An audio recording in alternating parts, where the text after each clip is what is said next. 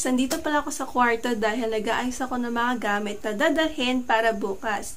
So magbabakasyon ako kanila Vienna doon simula bukas nga, September 11 hanggang September 29 or September 30. So mapakita ko sa inyo guys ang aking dadalhin na bag. Bale itong backpack na sobrang bigat. Bale ito yung mga laman niya. Yung regalo na dadalhin ko, syempre, kasi birthday ni Vienna nung August 17. So, ayan, ngayon ko lang, syempre, dadalhin doon kasi nga, hindi pa naman ako pupunta doon. Bale, nagka-iba-iba na yung location ng regalo ko sa kanya.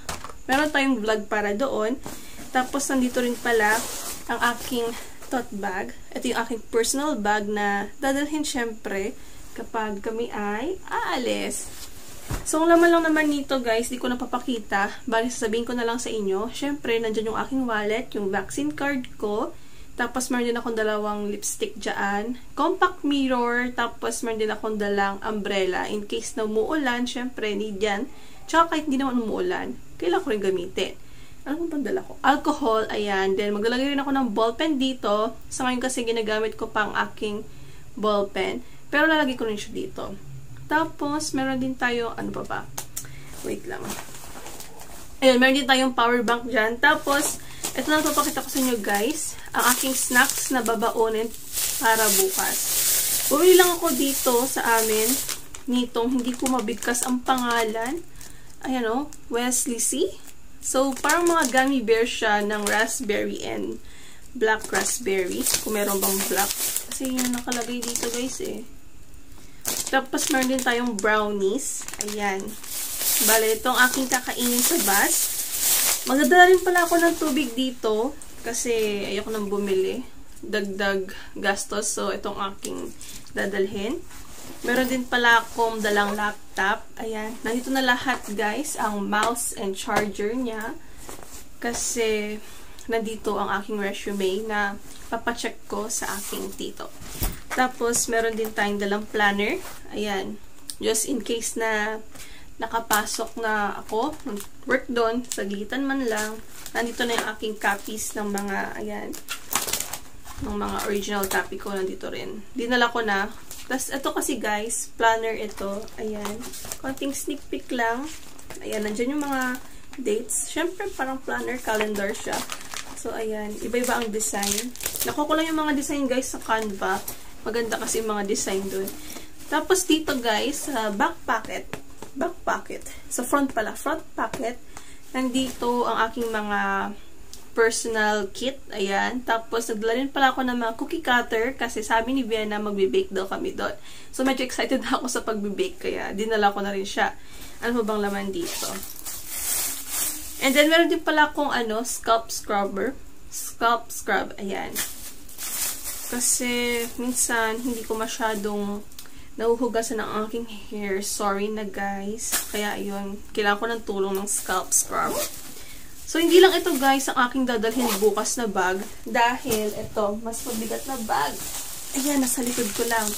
Sana hindi masira to kasi sobrang luma na ng bag na ito. Ang laman niya, syempre, aking mga damit na pambahay, pang-alis. Ayan.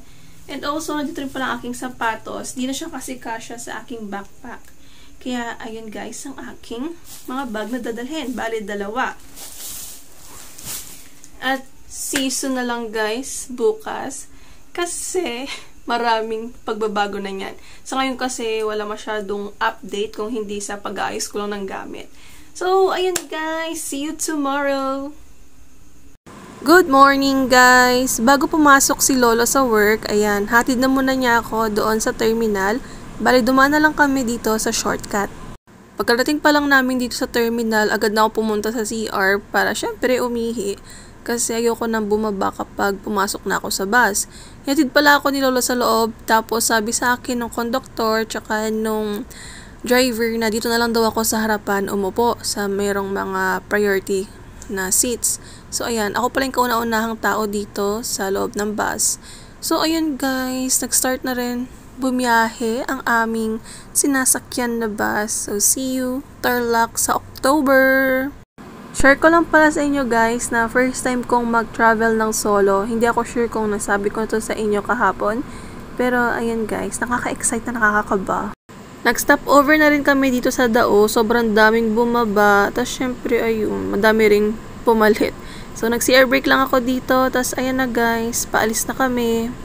Nakatulog ako sa biyahe at paggising ko, ito yung bumungad sa akin, yung mga buildings, nakikita ko na. Kaya naman, nag-chat na ako kanila Vienna na medyo malapit na ako sa kanila. Tapos, na-excite ako nung nakita ko sa malayo. Kaya yan, nag-take na ako ng video. Itong One Piece kasi, napanood ko na siya sa anime, pero hindi ko pa siya tapos. Kaya na-excite akong panoorin ito kasama si Vienna, itong live action nila. Tapos ito guys, medyo hindi nyo nakikita masyado itong golf course, tawag ba dyan? Basta ayan guys, na-amaze ako kasi first time ko lang makita sa Manila ng may golf. Kasi sa amin, alam ko meron yung haciendas. So, eto guys, nandito na ako sa terminal, ganyan lang kabilis ang biyahe.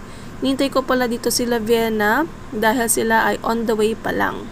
Nasundo na ako nila Vienna, ayan, sobrang gulo na aking mga gamit dito kasi nagmamadali kami nung pumasok ako sa kanilang kotse. Tapos binigay ko na kay Vienna ang kanyang regalo, ayan, tawa siya ng tawa. Sabi ko sa kanya, wag i-shake, sinishake naman niya. At dahil hindi pa ako kumakain at sila rin, hindi pa, kaya naisipan na lang namin kumain sa labas bago umuwi. So naisipan ni Vienna na kumain na lang kami dito sa Blue Seas. So second time ko nang kumain dito guys kasi nung first time ko nung bakasyon. Bale, itong part niya ito, kaya ganyan ang itsura niya guys. Kasi meron tayong food vlog compilation yan na sana abangan nyo. Siguro hindi na lang ako magpo-post niya ng aming kakainin everyday kung sakali, kung lalabas. Para naman hindi siya ulit-ulit. So, ayun guys, stay tuned yan! After namin kumain, pumunta kami saglit ni Vienna dito sa CR para syempre mag-CR break. And after nyan dito, pupunta kami sa Serenity. Kasama na namin yan si Mama Ann. So, ayan. Kasi kami ay iinom after namin kumain. Para bang panulak, ganun. Mukha siyang dessert. Pero drinks ang aming dessert, ganun. So, si Vienna ayaw niya sa Serenity. Kaya bumili siya ng milk tea doon sa kabila, sa 7-Eleven.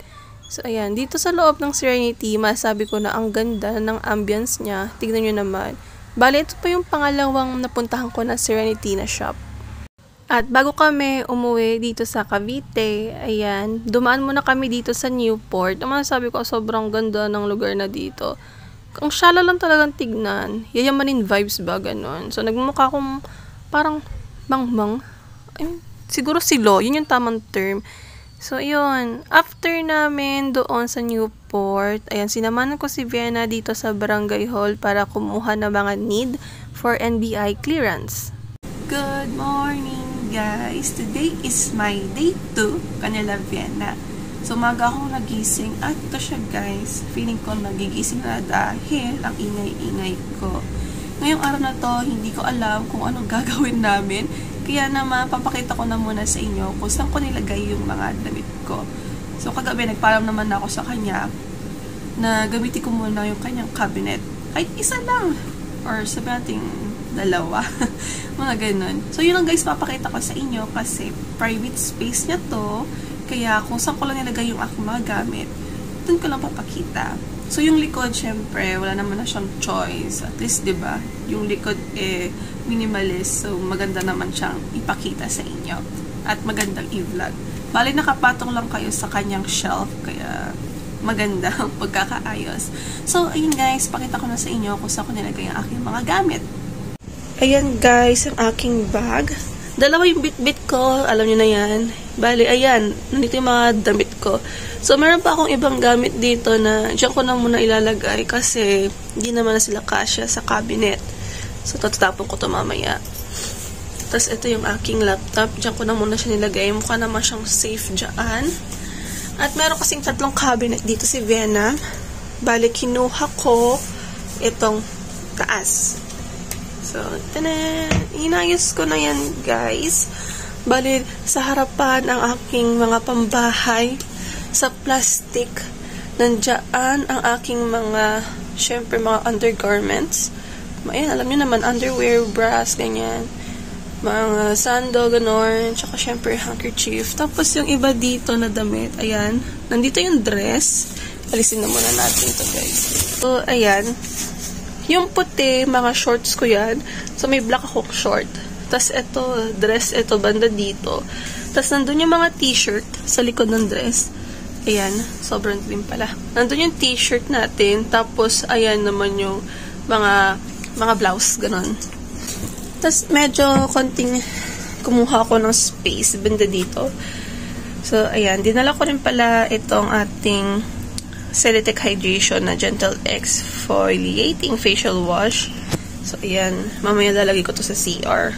Tapos, nandito naman ang aking mga gamit. Bali, ginaya ko na lang din si Vienna. Kasi, ayan, yung gamit niya nandito yung mga makeup niya, gano'n-gano'n. So, ako nandito yung aking mga deodorant, facial wash, perfume, ganyan. Tsaka isa pang eyebrow. Pagkilay natin, guys. At syempre, toothbrush. And dito pala, sa malaking cabinet, hindi ko na lang siya bubuksan. Kasi, nandito, guys, ang mga damit ni Vienna. So, ayan, isa na naman sa private space. Pero, banda dito ko nilagay yung aking mga pants. So, sinabit ko sila dyan. Bumaba kami, guys. Tapos, tignan niyo, ang cutie. Oh, ang cute niya. Dito siya natutulog sa dustpan. So, ayan. Na-invade na kami ng mga pusa. Ito si Vinci, the mother of all cats. Tapos, ayan. Ito si Totot. Chochoy pala. Sorry, guys. Ito pala si Totot. Ayan o, diba? Magkamukha kasi sila eh. Uy, ala, tignan nyo guys. Hinihiga niya yung anak niya. Ay, yung anak pala nito. To be honest guys, hindi ko alam kung sino yung mga anak nila. Pero sabi sa akin ni Vienna, yung mga malalaking anak, like him or her, anak ni Chochoy. Tapos yung mga maliliit, kay Totot. Diba, Vinci? Mother of cats. Tapos ito guys, si Peanut. Ayan pa. Marami pang pusa dito. Nasa ano kami? Cat zone. Ito pala guys. Pinanganam siyang Poknut. Hello! Kasi guys, tignan niyo yung ulo niya. Ay, rugo. So, ayun. Meron pang ibang mga kuting dito na hindi namin alam kung nasaan. Kasi natutulog sila. Like, Maximus!